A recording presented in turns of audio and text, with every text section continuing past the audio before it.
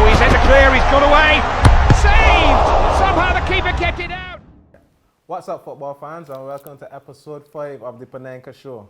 I'm your host, Carlos Brathwaite, and tonight we have, again, Dominic Downs. Hey, good night, man. Yeah, and introducing Jerry Gilkes. Hey, good night. Today we'll be looking at match day 5, and we'll be starting with Group F's snooze fest. Iran versus Nigeria. I mean, come on, guys. That was a crappy display today, though. I thought Nigeria would have given us more, as their African team. African teams love to go forward. But what we saw today, that they were lacked that final ball, and it was very disappointing for me. Victor Moses, I expected more from him.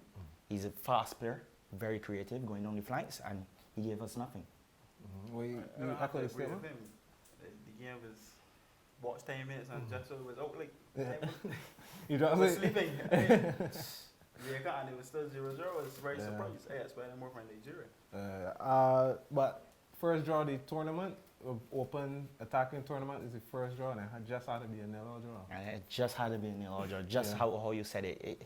It was very, very pragmatic in the approach that both teams brought, and I cannot ask for less. So Jerry, you think this is a point game for Iran? Because, I mean, they're seen as the whipping boys. They weren't expect to get much out of it. No, I think that's maybe the only point they get in the whole tournament. Yeah. So, good point for them. Yeah, true. All right, since there wasn't much to talk about, we'll move on to the Portugal-Germany game. And I mean, oh my word, who could have called this? Germany 4, Portugal 0. I could have called that. Germany, the attacking movement, they're very compact. And you know, defensively, they're great. But the way Ozil, Gilkes, and Müller moved up front, they couldn't contend with him. And you saw with Pepe's mistake, you have a defense with Pepe and Bruno Alves, Contral and Joe Pereira. Let's be honest, this is not good enough to play against the Germans. And plus, Germany play without a recognized center forward to play, you know? Which is basically what they did last year too. Müller did what he did last year. Continue the goals, banging the goals, you get the goals, you win the game. Fantastic performance by the way. But I expected more from Portugal, but they were more lenient on just pumping the ball to Ronaldo, and with his injury coming off the season, he didn't do well, and with him not doing well, the team doesn't do well. So one man team. Portugal decided to take a lot of shots from outside the area, and they didn't really have nothing today, and I was very disappointed, especially the goalkeeper Rui Patricio. He was I mean. I cannot explain how he played today. It was disappointing. So who you would have put in this place? Well, Beto has had a good season, and I think he could have merited the start today. Okay. What do you think of that? Yeah, that would be pretty much the like-for-like change, but favoritism. Yeah. So going back to Pepe, he really let his side down, man. I mean, he just didn't have to. That's him usually. I was very surprised throughout the La Liga season he didn't get as much red cards because he's usually a hot head. Yeah. But today it really showed his true character. I mean, the play was finished. He did walk in it. The referee had done play along, and he decided, well, he doesn't like the player's style on, and headbutted him straight right. It wasn't a rash head, but it was like there's no place for that in the game. No place for that. So he was wrong, and he let down his side. Okay. There were two penalty calls.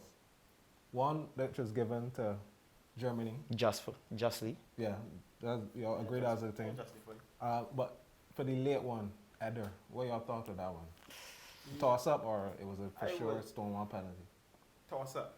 It all depends on the referee positioning. But for me, I would have given it. But the referee did it. But either way, the penalty would not have done much in the C of the game. The game was practically over by then. But Portugal would have feel a bit consolation goal and would feel a little bit good. But can't do much about that. Can't do much about it. Okay. Portugal down 4 goals. What can they do to turn around their fortunes and get into the knockout phase of the World Cup? Well, all they have to do is look for replacement with Pepe. He should not even be there. But I think bring it better. And the keeper is leaking goals there. So get those changes in. Try to get Ronaldo as match fit as possible because he still isn't fully there. But the next game is only a couple of days away, so it might be very hard. But once they get the control of the game, I think they could be able to go through.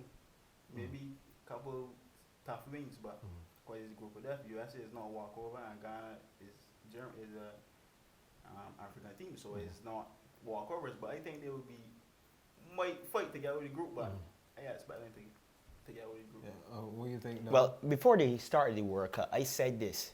I said Portugal would be one of the biggest disappointments this World Cup. They are unbalanced. The back line is very poor. The midfield is mediocre at best. And the forward line really relies on Ronaldo.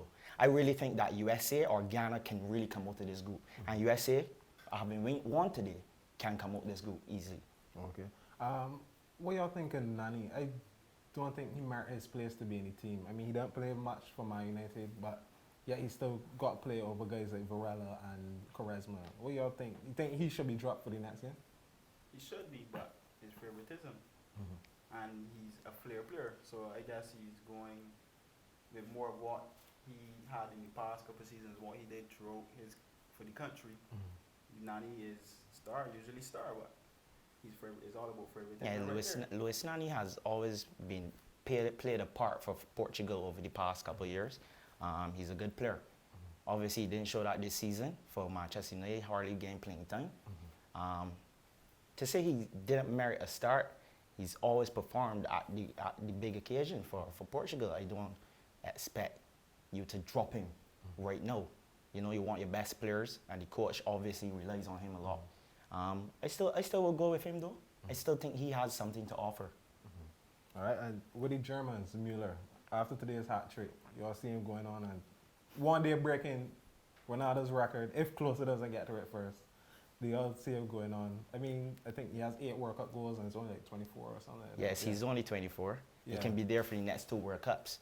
And there's a possibility he can score 5, 6 this World Cup. And then go on to score many for the next couple of World Cups in Russia, in Qatar. It's still a possibility he could be there. So I really think that Müller will be outstanding player this, and maybe the most outstanding player this World Cup coming. Yes. I think he will get the golden boot again.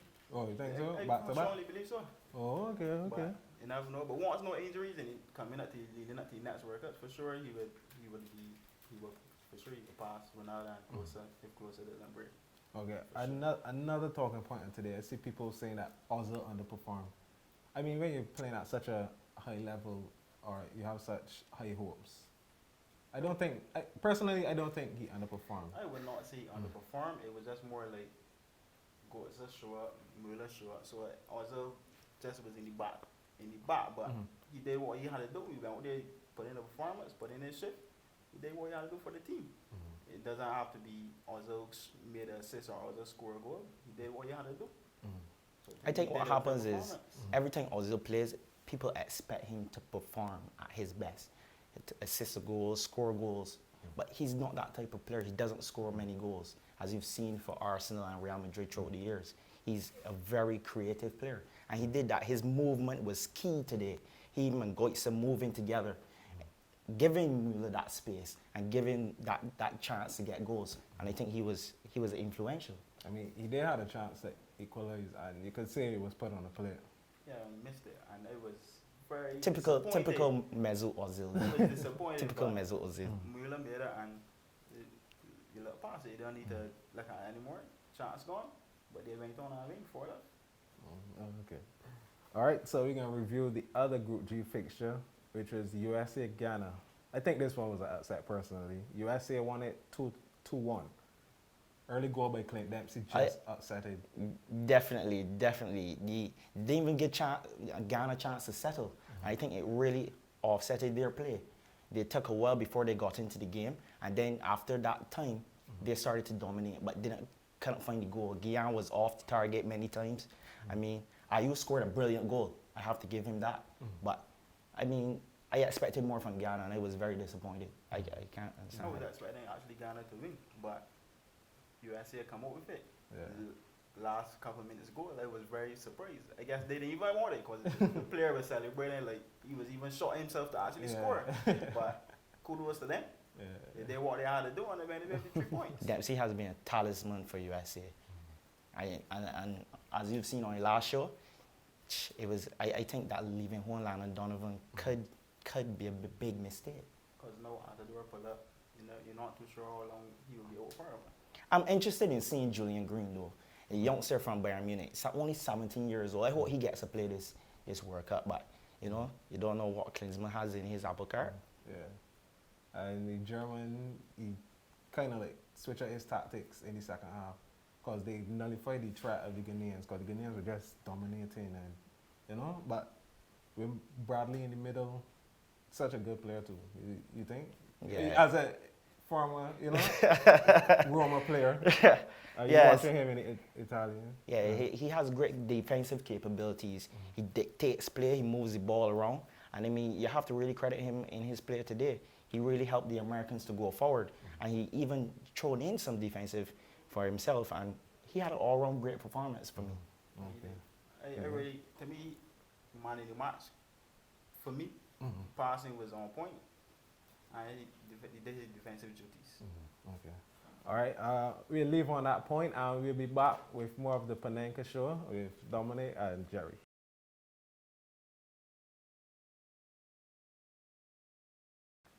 And we are back with more of the Panenka Show. Guys, what do you think? Ghana have Germany next. Do you think this is the end of the road for them? For sure. For sure. For sure. Yeah. Germany is one of the favorites. Semi-final, finals maybe, for my prediction, but for sure, Ghana have no chance. They got the goal against USA today, but I don't think there will be much of a pushover for Germany. Germany to push over, maybe 3-1 next when they play. Maybe. Early prediction there. I mean, you echo that statement? Before I get into that, I want to just say that special mention to Philip Lam, one of the most prolific players in history right now for me. You understand? He's a right back, left back, and he plays midfield like if he was always playing midfield. And he was fantastic today. He sprayed the ball from left to right. He was able to get across the ball more and get Ozil involved in the play. And I mean, you have to say special mention to him. But going into Ghana, I think they can stifle the German attack. I think they have good enough players to do that. I mean, I expect a close game. Ghana need to take their chances, and they clearly wasn't doing that today. They had plenty of chances against the Americans, and obviously, the final ball or the final shot wasn't good enough to take. I have to say, if I had to make a prediction on Germany-Ghana, I would say 2-1 Germany. Close game. So we all agree then that this is the end of the road for Ghana. Well, at the end of the day, that way it can be, but I still got a lot of faith in the Ghanaians, so. All right, USA to upset the odds and progress ahead of Portugal because they got Portugal next. I think that game actually finished drawing, like, and then go down to the final day before those two. But you never know.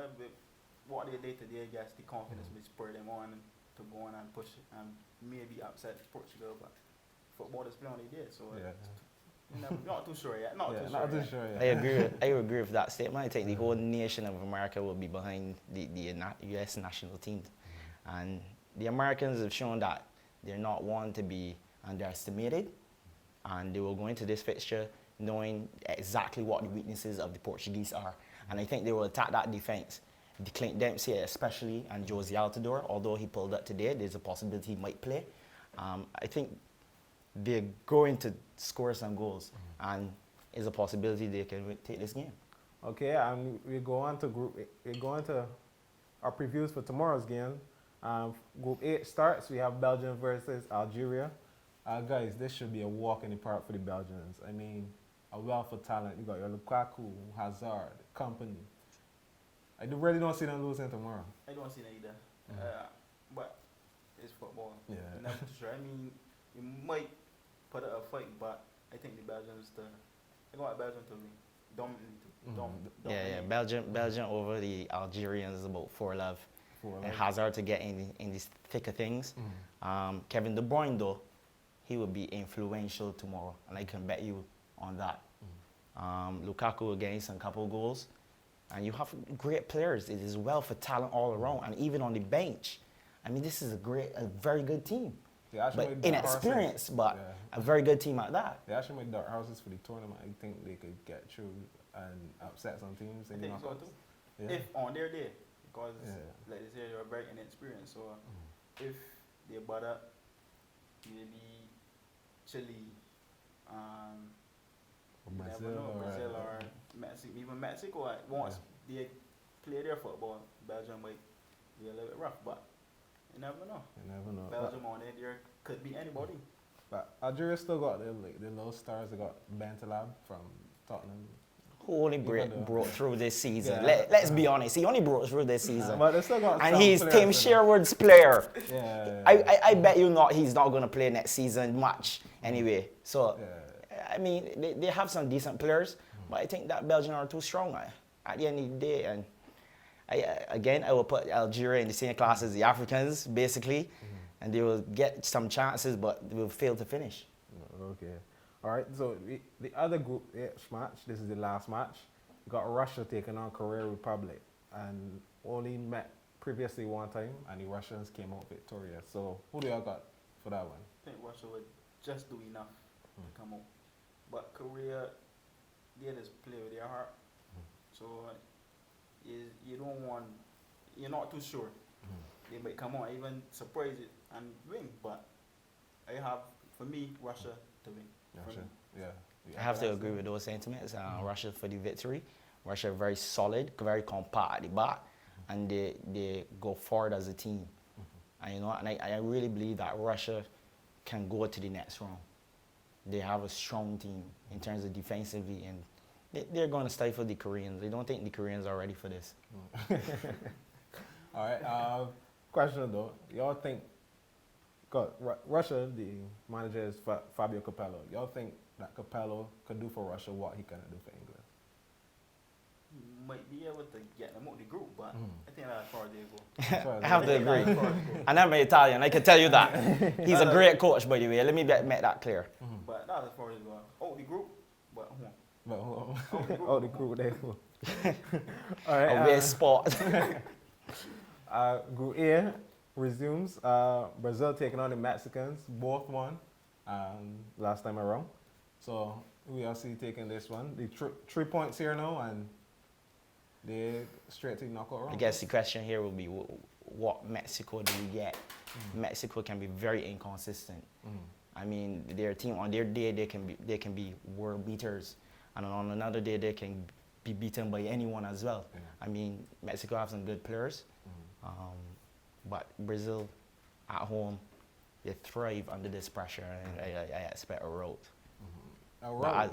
Yes, I expect a rout. 3-0 to the Brazilians. I don't agree with the scoreline, but I expect Brazil to win as well, but I don't agree with the rout. I think Mexico would put a fight.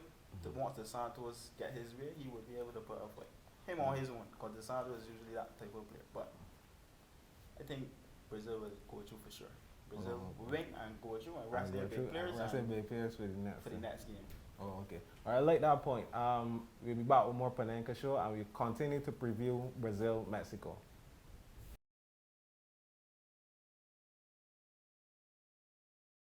And welcome back to the Panenka Show. We're still previewing Brazil, Mexico in Group A.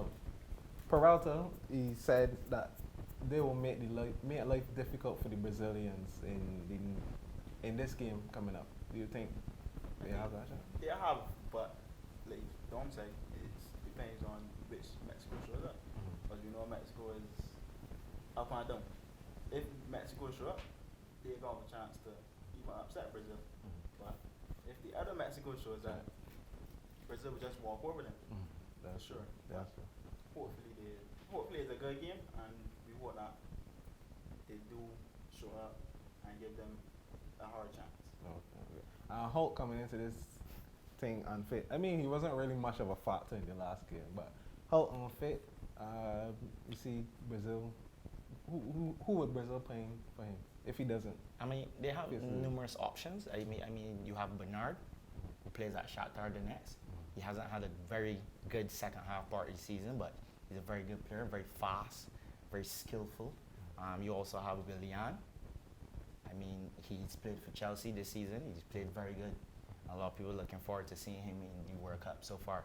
And I mean, they have numerous options in a lot of positions.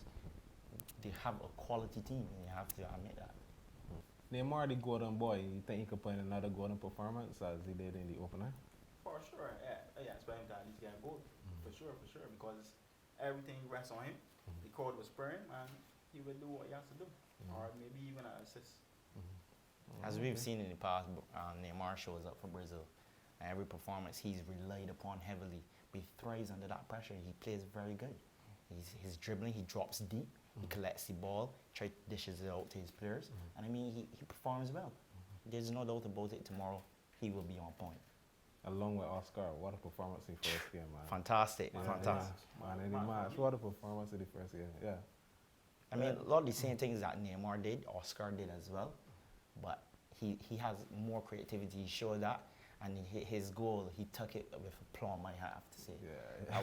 That was quality there. Yeah. Okay. We move on to today's talking point. Question to you guys. How would you gauge the performance of the African teams participating this year? I mean, the only winner basically was Ivory Coast. But, you know, everyone had a loss and Nigeria drew. How would you gauge their performance?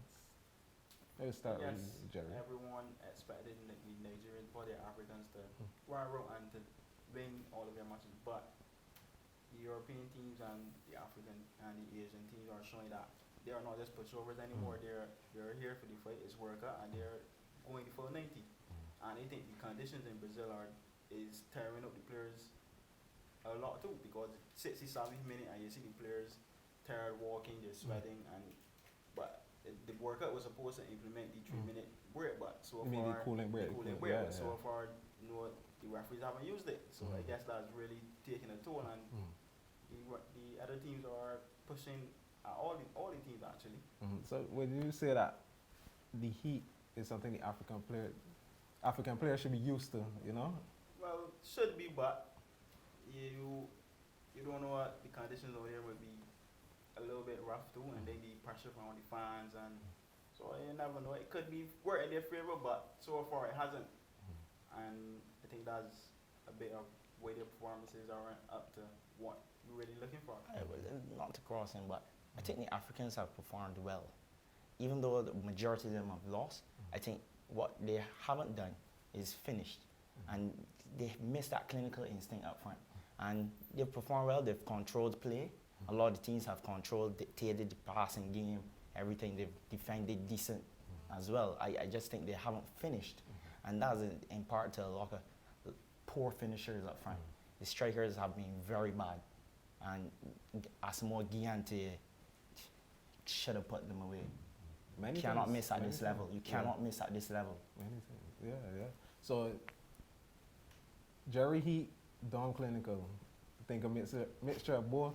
Because I think the, what you say with poor finishers, we talking like, man, like, even though he's aging, Eto, I thought he had a fairly decent game, he missed his sitter, and unfortunately it came around to bite them. So I don't think, you know. The finishing for most teams have been poor. For most teams, yes, Germany by 4, but for most teams, I think they have been okay. You buy 1, but you miss 3-4, which is horrible. But I think it's a mixture of both. For me, it's a mixture of both. Finishing is not really there. Midfield, yes, but we will see how the Africans go. As you were seeing in Ivory Coast, the only team that won out of Africa, in the first half, they weren't good enough, and Wilfred Boney missed a boatload of chances. It's only until the inclusion of Didier Drogba that they started to play a little more attacking, a little more using the flanks a lot more, and Aurier with the 2 assists, it was right on point, and they took their chances at that stage of the game, and I mean, you need more of that from the Africans. I mean, it's not acceptable. Ghana staring down a barrel of elimination. Only body seem to look like they're going is the same Ivory Coast. so we could just see the Ivory Coast going through and other African teams out, that would look good, or that wouldn't look good? Actually, I would say that Ivory Coast, or they prefer to be Cote d'Ivoire, are the best. Sure. They're the best team in Africa, in my opinion. I mean, they have a lot more quality and a lot more depth in positions for me, compared to the other African nations. Nigeria, mediocre team, and Cameroon. But they rely heavily on Samuel Eto'o. So, I mean, Ivory Coast is the better team. But Nigeria are the defending champions, not so? So you can't say that about them. They're the defending African what champions. happened today? They didn't do anything. But, well, Ivory Coast to get through. Maybe Cameroon might win the game, but Ivory Coast for sure. What I'm waiting to see, though, is Ivory Coast versus Colombia. That will be exciting. Top game. Cameroon Sterling barrel too. Well, you said you gonna see them win a game, but they still have Brazil to face. I think they're going to go on though. They're gonna go home. They're going to win, at least win the game. So it's gonna be a sad day for the African fans. Thanks for coming, man. That was another episode of the Panenka Show. And join us on Match Day 6. Don't forget to check us out on Twitter, Facebook, YouTube. Like and subscribe the video. And check out the blog, thepanenkashow.blogspot.com. And see you again. My name is Carlos Brathwaite. Oh, he's had to clear, he's got away. Saved! Somehow the keeper kept it out.